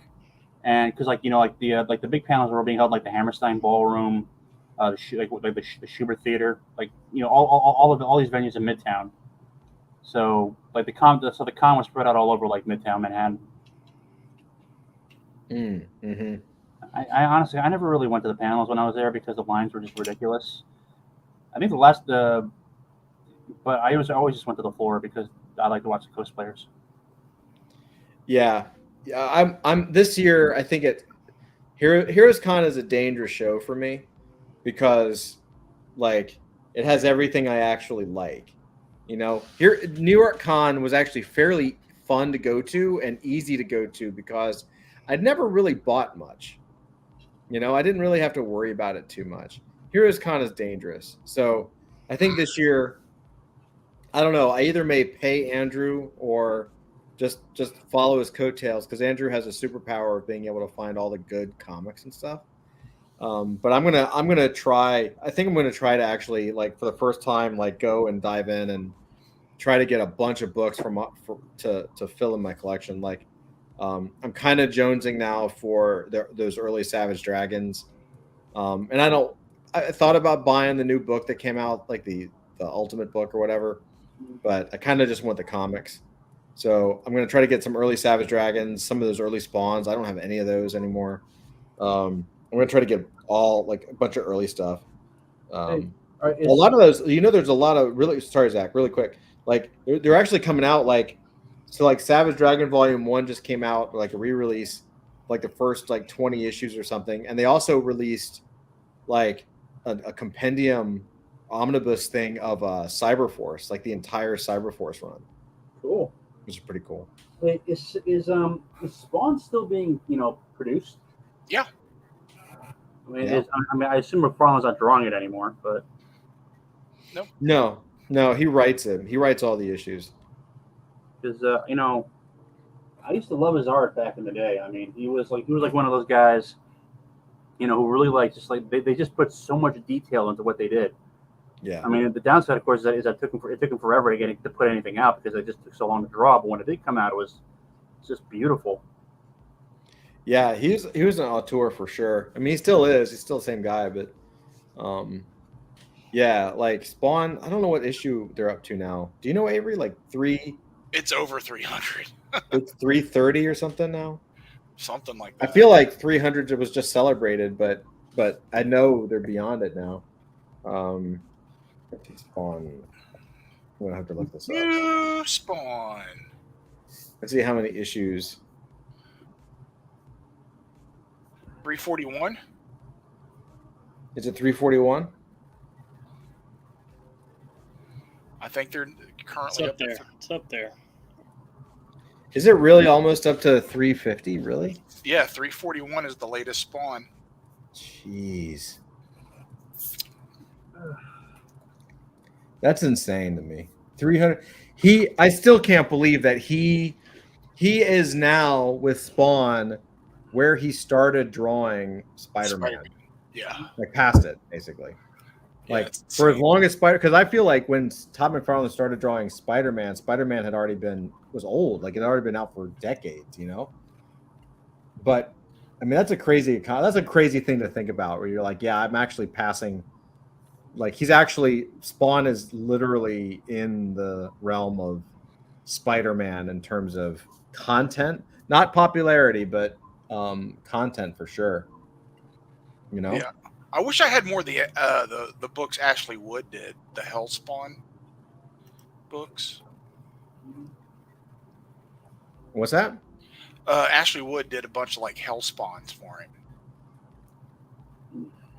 It was just recently, like no, years ago. Oh yeah. I wish I had more of those. I've got a couple of them, but not many. Yeah, man. Oh, I Ashley Wood stuff, I always have a love-hate relationship with. Like, I like it, and then I don't like it, and then I like it again, and then I don't like it again. Like I've actually never been able to read one of his comics because I just look at the art. I'm like, oh, this is really pretty, even if it's more of like a sketch comic, not really like a full-blown comic. But then I've never actually read the book. Like I have no idea what Popbot is about. I've read Popbot, and I have no idea what Popbot is about. Fair enough, right? That's why it's like an art book, Yeah, it's like a stream of consciousness, and it's just pretty. Yeah, I bought it anyway. I was like, I have no idea what the fuck's going on, but I'm buying it anyway. Yeah, I used to have a bunch of those too. So I mean, has anyone like noticed? I was watching like your boy, like one of your boy Zach's videos, and apparently, because I haven't like read Marvel in years, but apparently like the big thing now is that Gwenpool is apparently asexual, which does anyone know anything about that, or no one really cares? I don't know anything about it, and I don't care. Nobody really cares. Yeah, trying to steer away from that stuff. Yeah. Teach his own, whatever. I don't even care. I just want to make good shit. Yeah. Sorry, I didn't mean to bring it up. No, you're okay. No worries, man. It's hard because like all the stuff is like what's modern and happening, and it's very hard to like not talk about because it kind of affects a bunch of stuff. But that's also look at it this way. There's no point talking about it because no one's paying attention. You're not wrong. Oh, I mean,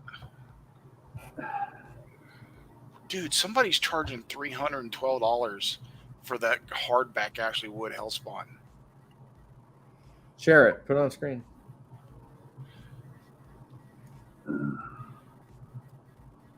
It's on Amazon. The paperback's like $30. I'm like, okay, hardcover from $312. Hold on, my computer's freezing up here. It's the complete. Oh yeah, the complete Hellspawn, $312. I'm not paying that. I'll just get the paperback for like $30. yeah. His Ashley Wood and Ashley Wood stuff was good, and so was J. Sean Alexander's stuff. Oh yeah, Templesmith did some Hellspawn after. Oh yeah, Templesmith stuff was great too. Yeah, really, really good stuff.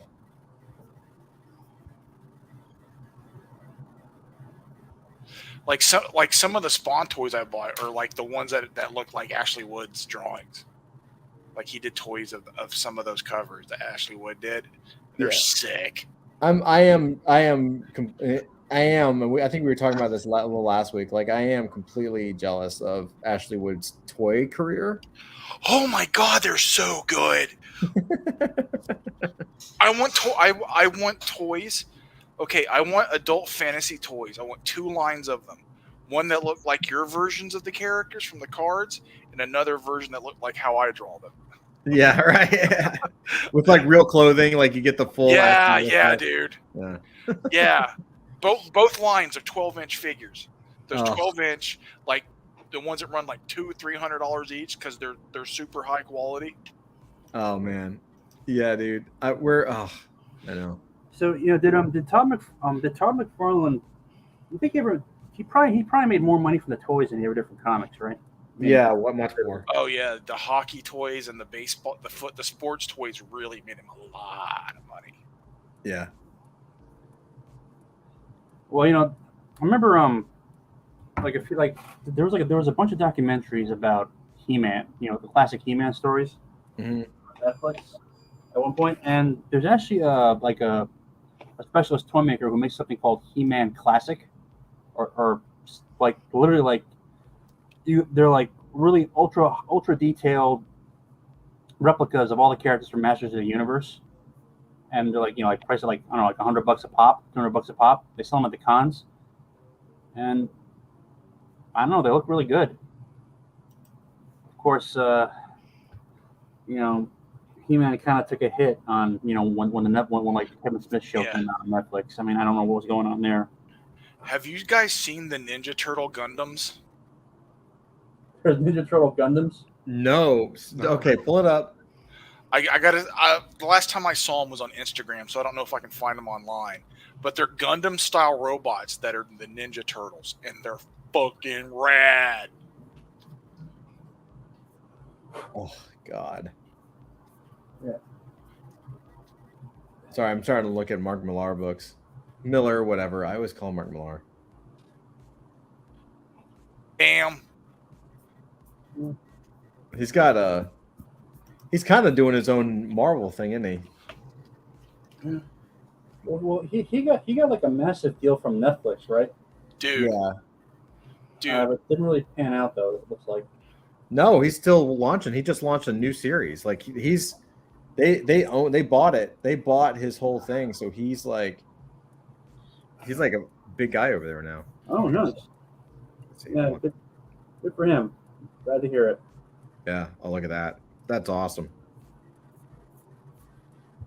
Yeah, that totally looks like Gundam Ninja Turtle. dude, look, it turns around and opens up, and there's a little Ninja Turtle figure as the pilot. Wait, where do you see that? Right there. That helps. That helps. Oh, it didn't. Okay, it didn't change for you guys. Okay. Share this tab instead. Gotcha. Oh, there you go. That's cool. Oh shit. Oh, awesome. Hey, did you guys see the trailer for like the for the upcoming Venture Brothers movie? No, I haven't seen the trailer yet. Is it good? Well, it's not a trailer. It's like they finally put it. They put like a minute like a minute and 40 minutes like clip on the web. Mm-hmm. It looks good. I'm still mourning that show. I'm actually rewatching that show, and I do this like twice a year. I'll rewatch Venture Brothers and Archer from like beginning to end while I'm working. Those are good shows. Yeah. Let me see if I can find the Michelangelo, because the Michelangelo one, dude, I saw is. CGC is going to be doing submissions at Heroes Con, Todd. CGC. Mm-hmm. Oh, cool. Are you gonna take some books? Maybe. Because I believe if you do it at a convention, they do it right there, don't they? No. You sure? But it saves you from having to ship it to them. Mm. Still costs the same, I believe. The one I saw on Instagram was Michelangelo. Oh well, I can't. Hey Drew, can I ask you a comic book related question? Mm-hmm. So, how does CGC guard itself against forgeries? Because let's say someone finds let's say someone like dummies up a copy of a really valuable issue, like obviously not Superman #1 because that's like those copies are known, but like let's say like X-Men #1 or whatever. They get their hands on some paper that's similar to the original newsprint. They print it out. How do you guard against that? Honestly, I don't think I've ever heard of people counterfeiting old comics. I don't think it's a very broad thing, to the point where I don't know if it's even an issue in the industry. Really?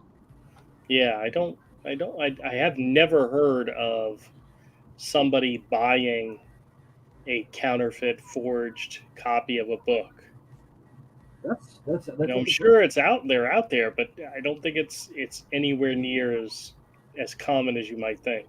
Well, because I mean, you hear stories about like certain issues that are really valuable, like selling for hundreds of thousands of dollars. Right. And when push comes to shove, a comic book is just paper. So you think that some like I'm sure there's a lot of different telltale signs of a genuine comic, to the point where I don't think that's an industry issue, Right. Honestly, I've never encountered anybody who's.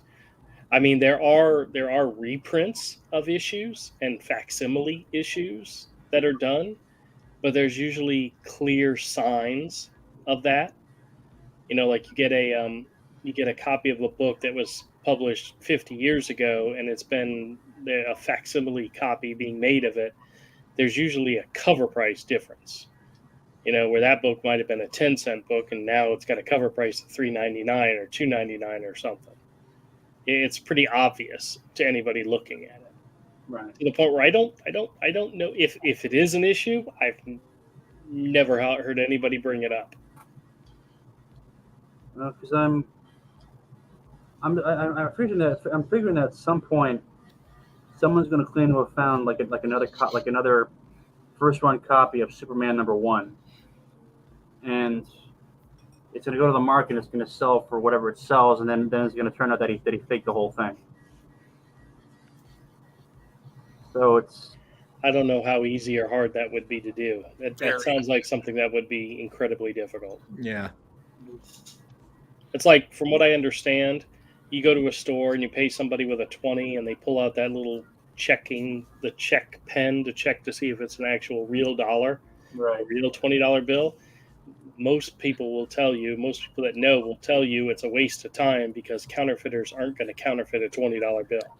They're not going to counterfeit a $50 or a $5 bill or even a $1 bill, because the penalties for counterfeiting are so high. They're not going to waste time on a $20 bill.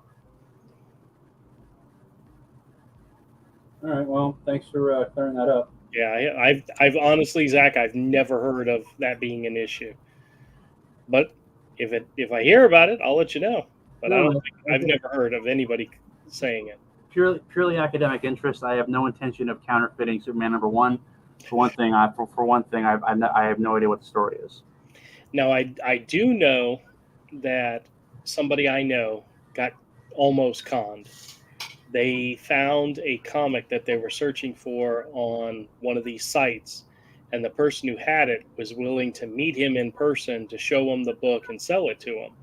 And when he went, he was very suspicious that this wasn't an original first printing, and come to find out it wasn't.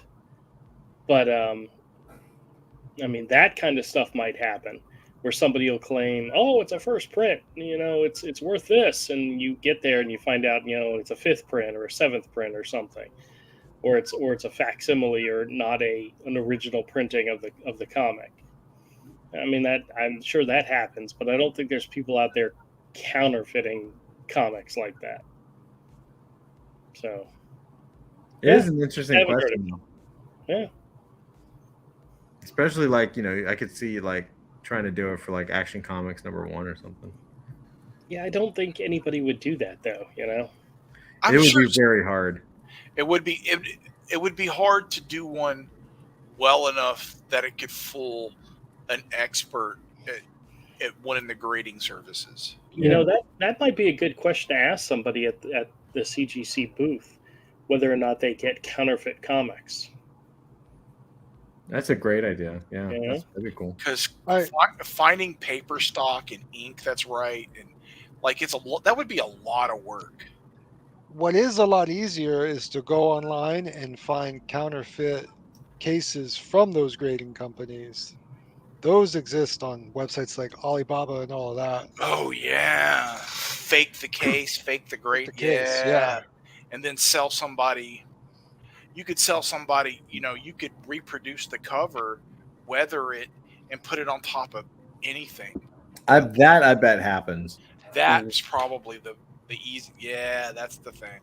I was looking for Pokemon card cases, like those little hard cases once, and I went to one of those websites, and they had a whole bunch of is it CGC and what's the other one? PSA? PSA, yeah. They had a whole bunch of different cases with the little card and everything. I'm sure nowadays though they're going to start securing them with NFC chips or some kind of other way to verify that it's real. But I'm sure that happens a lot. It's crazy. Yeah, I mean. Yeah, because there's a lot of fakes out there. I mean, I think the funniest fake story I ever heard involved Magic the Gathering back in the 90s when it first came out. Now I don't know if this is true or not, but 90s, I was in high school. Magic the Gathering came out. Cardboard Crack we called it, and we played it. It was all right. I mean, pretty early on, I kind of lost interest because. I had a friend who had money, and he always had the best decks because he could always afford the best cards. Even then, the best cards were people would buy whole packs, just on the they would buy entire boxes just to see if they could get one of the rare cards, so on and so forth. Well, so this is an old urban legend about Magic the Gathering. It might be true. This guy in the early days of Magic tournaments, when things were still pretty loose, this guy, he basically made up his own card. He called it the Wheel of Cheese. And what he did was he got some card stock, like the same kind of that they use for regular Magic the Gathering cards. He made up his own art. Front of the card used the same art as regular Magic cards. Back art was like his own art, and he used the same font, same style. And the rule was, when the Wheel of Cheese is played, the game is over.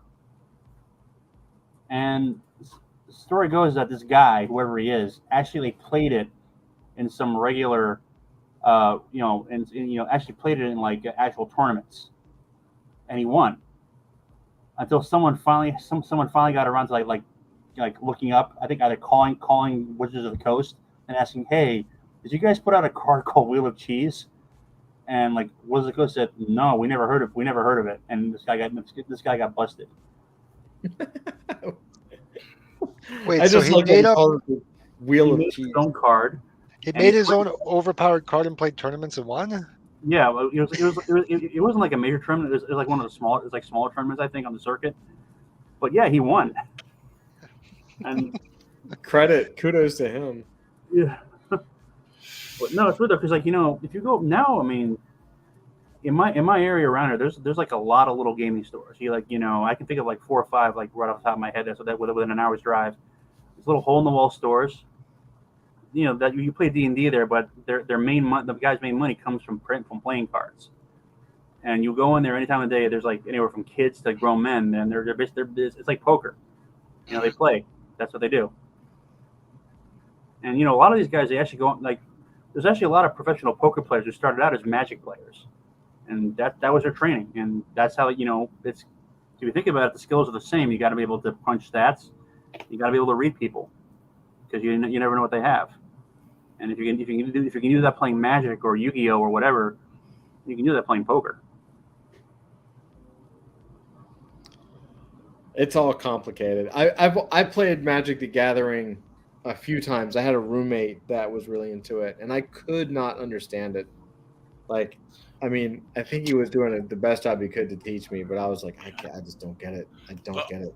But only if we still had those starter decks we got free at a Comic-Con. And they were like MegaCon or something. When the game was new, they just gave it. Dude, and I don't know what happened to mine. I don't know where it is, but I never opened it. But it's gone now. I can't find it. Found mine. I don't remember. Is it still sealed? Yeah, but it's not. I don't think it's worth. That's a starter deck. Magic the Gathering. I don't know where I put it. It's somewhere. No, I looked it up once. It didn't look like it was worth much. But they're $10,000.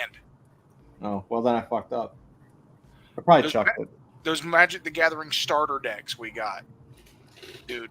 Because Magic was brand new, nobody knew what it was, and they were giving them away for free.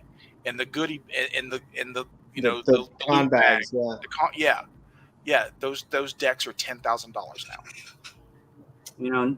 If they're still sealed. And the thing is, like within a year of that, everyone and their grandmother was trying to cash in by putting out their own, own trading card games. I mean, there's like, it was like everything from Legend of the Five Rings, Vampire Jihad. There was a Game of Thrones. There was like a Game of Thrones trading card game. This is before the TV show came out. And, it's like White Wolf was really into them for a while, and I remember seeing a it was either a Marvel or a DC trading card game. Mm-hmm. But none of them really stuck. I mean, it was like a craze, but Magic was the only one that really hung on there. Well, that and Yu-Gi-Oh, and Pokemon. Vampire: The Eternal Struggle lasted a while. I don't know. They may still make Vampire. You know what? It was just a couple years ago. Someone, whoever it is that has all the rights to that stuff now, contacted me about some of my artwork because they couldn't find their files. White Wolf doesn't really exist anymore. I mean, no, it's Onyx Path, and somebody else has that. Well, stuff. no, it's weird. It was weird because there's actually two versions of like the World of Darkness out there right now. There's the one put out by Onyx Path and like the old World of Darkness, and people are really confused about which one's the actual game. Mhm. That's because apparently White Wolf was like they went the TSR route and basically like ran themselves into the ground. I know. You probably know more about it than I do because you were there, but yeah. Yeah, the last time someone from one of those companies contacted me to do something, I passed. I was just like, nah. Probably a wise move. Yeah, It was. I'm not sure what year this is. I should actually look, but this was one of the free comic book a day comics that my brother-in-law gave me. It's Vampire the Masquerade comics, Mm-hmm. published by Volt. Oh, Volt Comics. nice. I remember that. Seeing that. I don't know when this one came out, but Vampire the Masquerade was a very weird game to play in the 90s. Yeah, it was very strange. I had the book and I tried to play it, but Well, I got in trouble because my family thought I was into witchcraft or something. Well, the problem is that see in my college gaming group, Vampire like for like a few years, Vampire was the only game they would play. They wouldn't play D&D because they thought it was for babies. Ooh, elves and dwarves. What are you, like an old school nerd? Dude, we're all geeks here. But they would dress up in makeup and go to the club and live action role play Vampire the Masquerade. I've got a LARP story for you. You're gonna find hilarious. Yeah, because there was a club in Jacksonville that I forgot what night it was, but it was once a week. It was Vampire the Masquerade. Everybody in there was LARP. I went to a place called Muhlenberg College in Allentown, Pennsylvania. Basically, it's so. And gaming club there, they all played Vampire because it was the 90s and everyone was trying to be edgy and dark, which was really cool. And I just wanted to play D&D, but they didn't want to play it, so I just went along with it. And what I learned very quickly is that with Vampire tabletop games, you got to have a DM who's really willing to really willing to crack down because you're playing a blood-sucking monster. So immature players see that as an excuse to just act out their worst depraved fantasies. And one day a bunch of them went one step further. They took a mind, they got a copy of Mind's Eye Theater, and they started running a vampire LARP at my college. And I went to it a couple of times.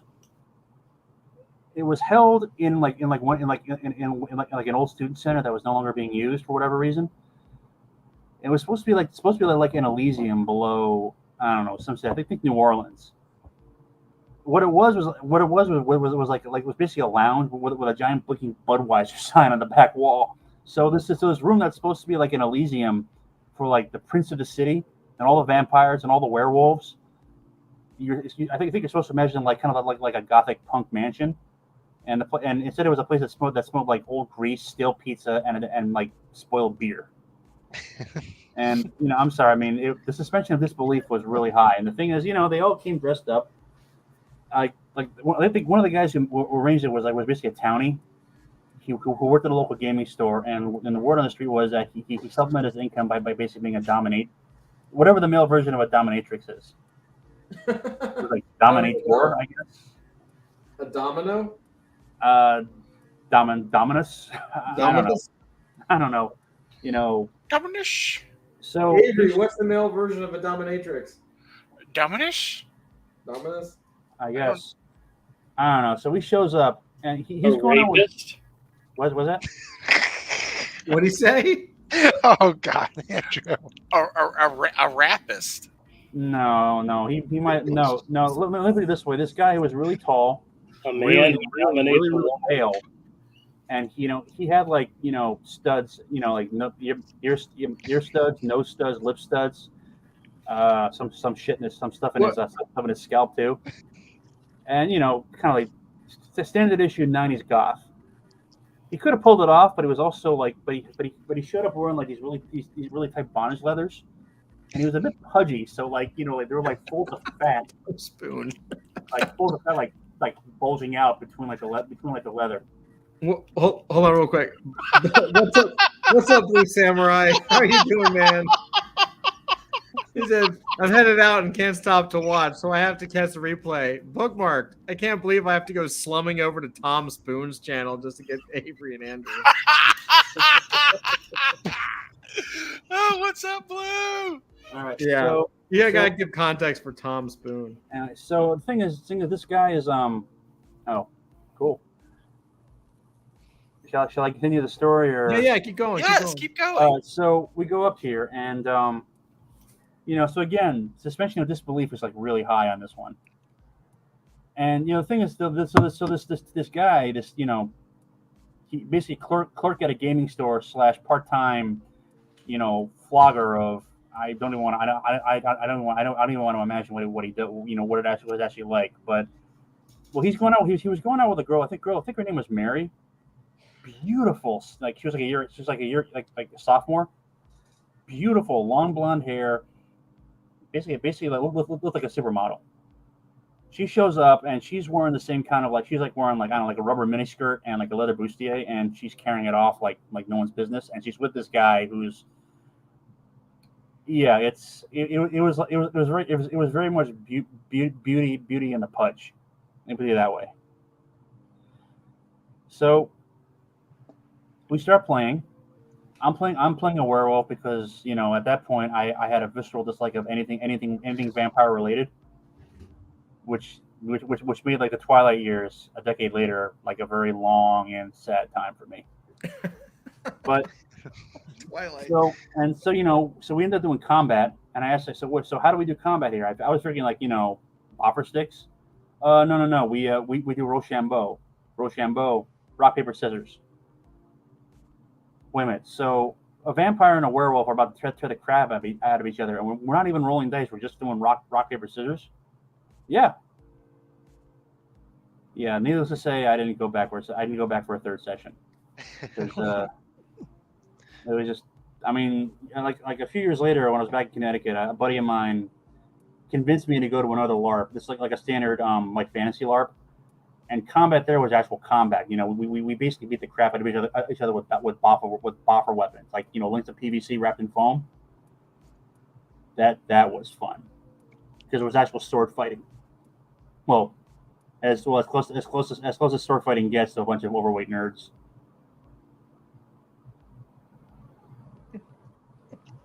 Back when I was very young, much younger than I am today, so I was basically a child. Somebody that I worked with invited me to go LARPing. Oh shit, Dusty's here. Hey, Dusty. Oh shit. Nice. So anyway, they invited me to go LARPing, and I had no idea what that was. And they set the date for like Saturday or something. And then I agreed to it. And then come like Friday, we were at work, and they were showing me the magic bean bags that they were going to throw at each other. Oh yeah, those are spells, right? I guess so. And so I kind of told them that I was sick and I wasn't going to be able to make it. You should have gone, dude. It's actually a lot of fun, believe it or not. It was very intimidating. So I didn't know what was going to happen there. No, it's... My wife and I got invited to one of my coworkers. Actually, they were both coworkers. Their wedding, and we liked them. I mean, we didn't know them outside of work, but we said, okay, we'll go to the wedding. It was in a park. Turns out they were both. It's not medieval, Renaissance fair fans. So they literally got married at a Renaissance fair where everybody dressed up in, classic Renaissance garb and so Were forth. they members of the SCA? I have no idea, but they had a lot of fun and it was great. It was very entertaining. But I had no idea that they were into that kind of stuff. We thought we were just going to their wedding, and turned out it was a whole production, and it was great. I used to go to the New York State Renaissance Fair in Tuxedo, New York, like every year when I was in Connecticut. After I moved to the city, because I didn't have a car, I couldn't get out there as easily, except for once and on a bus, and I nearly missed it going back, which would have been sad. But it's fun. But the thing is, like, you know, near New York, you had a lot of Brits showing up, and it was always like set in like it was like Elizabethan times, and I could never get around like the really pained look on like English visitors to the New York City Renaissance Fair as they watched what us Americans were doing to their history. So, I mean, it's kind of like it's kind of like watching a Japanese cowboy movie, you know.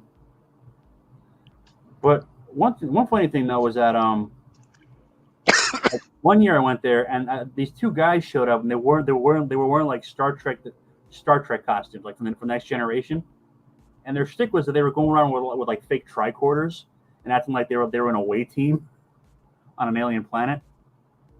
It was really funny actually. But you know, it's like there are a lot of artists who make their living from Ren fairs. You know, they show up and they sell, you know, pretty much like a lot of like really good art. So Yeah. I actually bought a painting from a woman there who used to do covers who did the original cover for Hackmaster. Which is, so It's kind of like I mean, Ren fairs are kind of like comic conventions in that they're kind of everywhere. yeah. They used to be anyway. Yeah, there's a big one in Florida, but it's like further, it's like south of here.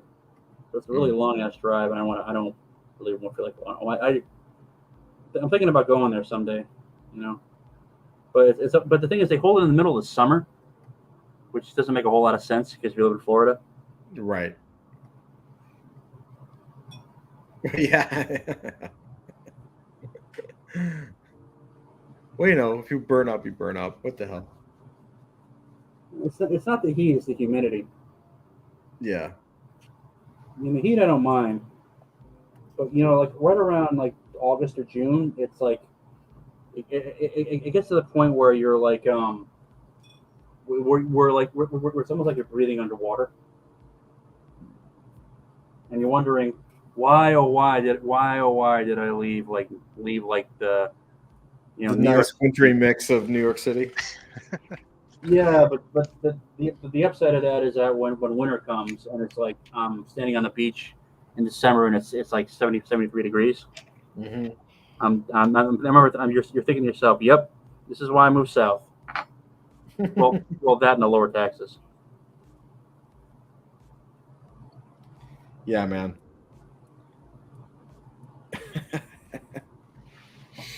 Oh, lower Well, tax. Todd, it's Yo. 10 o'clock, Yep. and I don't know about you, but I'm tired. I'm beat, man. Yeah, I This gotta was go a to work good in the run. morning. We did. I'm proud of us for doing this on a Thursday night, like basically on a holiday. So thank you guys so much for coming out, and I super appreciate it. And you know, it isn't. You know, look, we've been doing Nerd Den on our own for how long? How many years? I don't know. 6 months, 5 months, something like that. No. Like how long overall? Like You know 10 years what? now? You know what really sucks Huh? is I had a family thing happening tomorrow night, Yeah. and I was so glad I didn't have to go because I had live streaming to do. Yeah. And you fuckers cancel it, and Now you have to go. I don't really want to. You want to hang out on my channel? I haven't streamed at all. I tell you what, if I don't get roped into the family event, I would gladly hang out on your channel. Or we can stream on your comic channel. Oh, we could do that too. You could berate me about being lazy, and I well deserve it. I don't know. I don't know. Lazy's not the right word because you do a lot of stuff, like a lot of stuff. You have a full-time regular job and 2 part-time jobs dealing with your channel and your comic book store. That's true. You do. But I'm still not doing the things I really want to be doing. Well, there's choices you're making. I know. Paying bills and being happy. Or being happy. I should say paying bills or being happy. I know the feeling, Andrew. Dusty. Me too. Dusty, I'm so glad you showed up this evening. For a minute there, I wasn't sure if we'd ever hear from you again. Such an asshole. I'm glad you chimed in. Such a You dick. you have a good holiday weekend, Andrew. I I'll will. let this one slide. I'll let this one slide. Is that Enjoy the holiday. Is that the California version of "Bless Your Heart"? Yes, it is. You guys want to hear something really sad? Sure. My father's birthday. That's is Monday. hilarious. My father's birthday is Monday, and my mom called and said, "Hey, everybody come over, cake and ice cream after dinner." We said, "No problem." And I said, "Didn't we just celebrate? Didn't we just have a big party for him for his 70th birthday?" And my mother said, "Yeah, 8 years ago." And I'm like, "You're kidding me. It's been 8 years since we had that big party?" And she's like, "Yeah." And I'm like, "Oh my, I swear to God, it was 2 years ago." Damn. But no, 8 years ago. Your dad's 80 years old. No, 78. He'll be 78. But we had a big party for his 70th because I guess my mom wasn't 100% sure he'd make it past that. So we made it into a big deal. That's crazy, man. All right, Todd, wrap this thing up, man. Trying. Keep Hey, what mentioning up? it. What up, the bull? What up? Going in a different direction. So Bull is there. You know What's up, what, man? Andrew? You are definitely not someone who should criticize people for not wrapping it up. I tried, and then he keeps going. I have Everybody, I have a Nerd Den. commitment. I have a commitment to read all Hi, the comments on my channel. And we're wrapping up at 9, and the next thing I know, it's 9:35, and I'm still God, reading. shut it down Yo. now. Shut it down now. All I'm just saying is like, happy holidays, everybody. Nerd Den. We'll see you next week, and don't forget. Please make sure to sign up to Andrew's OnlyFans account. He needs the money. He will get